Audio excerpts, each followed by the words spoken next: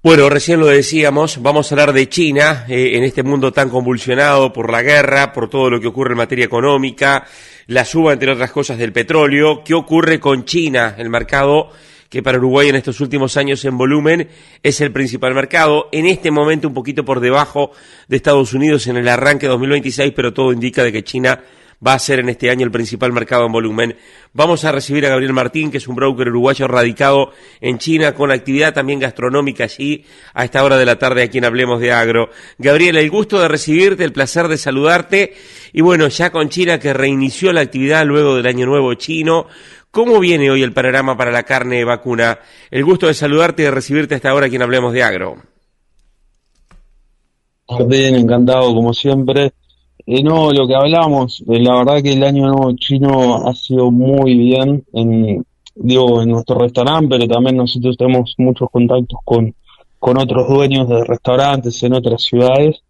En términos de cifra, por ejemplo, nosotros nos fue muy bien, terminamos en ventas 100% más que el año pasado, pero en promedio la mayoría anduvo entre un 30 y 50% superior.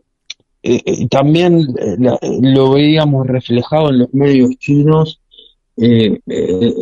Había podido reactivar el consumo interno finalmente, pero bueno, ahora la preocupación pasa por el tema de esta guerra en Irán. Tuvimos ya dos subidas de la gasolina, que es bastante, porque además en China no nos olvidemos que el año pasado algunos meses tuvimos deflación. El tema de la inflación, el tema de que suban un poco los precios, y nosotros preveíamos que la carne iban a estar más caros los precios, y bueno, la realidad es así, están más elevados los precios, pero nosotros lo veíamos como algo bueno. El tema ahora que no queremos que se vaya para el otro lado, ¿no? Uh-huh. Que suba tanto que afecte a ese consumo que se estaba activando y que quede un poco sobrecalentado, digamos. Claro. Gabriel, obviamente que la guerra entonces está impactando en eso, dos subas consecutivas ya en el precio del combustible. Se habla bastante de la cuotificación, de la salvaguarda, sobre todo de la posición a la que podría llegar a quedar Brasil sin cuota quizás a mitad de año. Y si esto ocurre, y si no cambia la decisión del gobierno de China con un arancel del 55%, ¿cómo está jugando esto hoy en el mercado y la expectativa y la preocupación con respecto a lo que es el efecto de la salvaguarda?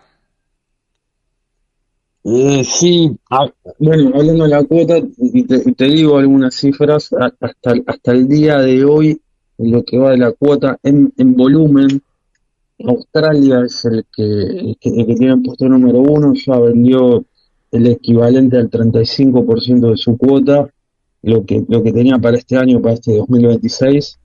Brasil es el segundo, con el 34%. Argentina ya vendió un 21% de su volumen, y Uruguay el 10,9%, redondeando el 11%. Eh, Nosotros hablamos con el encargado más para toda la zona, ¿no? En Sudamérica, y era un poco la preocupación que ellos tenían también, ¿no? Brasil ha vendido muy fuerte en enero y febrero, y también preocupación de cómo estarían los precios más para la segunda parte del año, pero bueno, en realidad, cambio de cuota por China nosotros no lo vemos. Para nosotros creo que no es viable, pero bueno, hay que ver qué pasa, ¿no? Sí, es verdad que Brasil viene a un ritmo muy fuerte. Uruguay con un 11% está en ritmos normales, ¿no? Argentina también, pero Argentina creo que está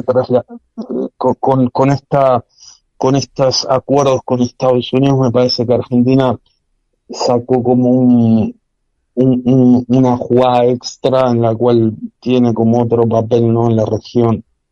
Claro, o sea que no ves que cuando se termina la cuota, la salvaguarda se crea para proteger a la ganadería nacional de la carne importada, o sea, a la ganadería china. O sea, cuando se termine esta cuota, ¿no prevén que pueda flexibilizar o cambiar la decisión del gobierno de China y, por ejemplo, crear o dar algún adicional para Brasil, por ejemplo? Nosotros no lo vemos no lo vemos factible eso,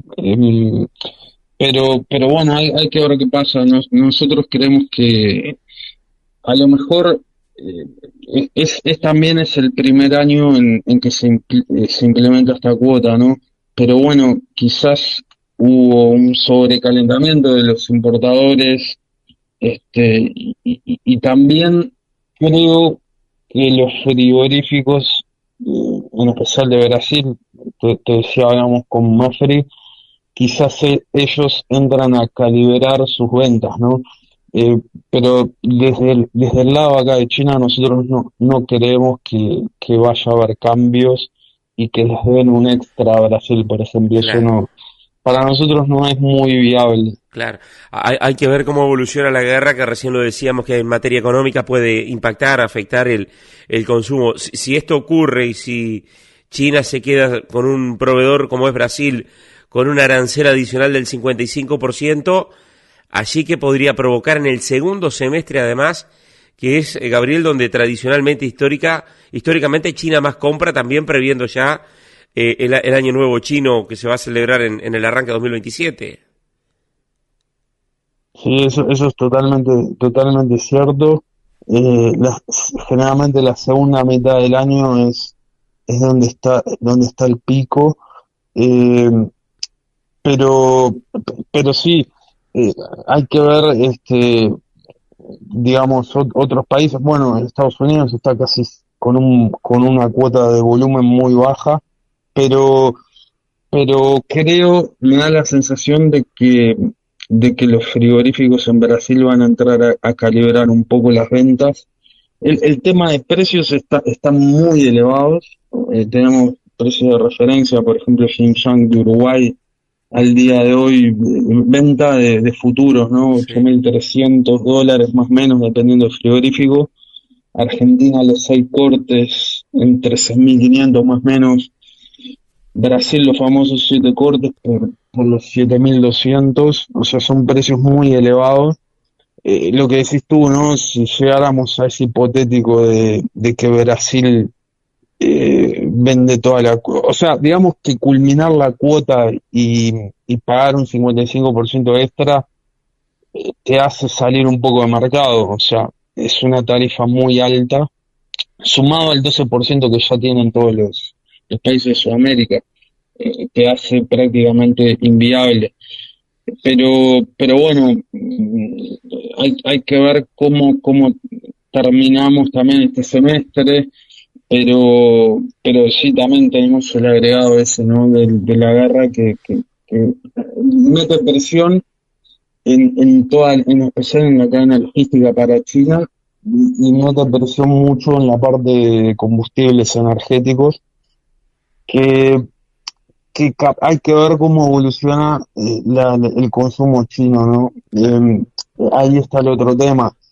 Si los precios suben mucho acá, quizás la economía no tire tanto, porque bueno, también pasó eso, ¿no? No nos olvidemos que los primeros 3 meses, y también lo vimos reflejado en la carne, fueron muy buenos, pero si tenemos precios excesivamente altos, capaz que el consumo se enfría un poco, ¿no? Claro.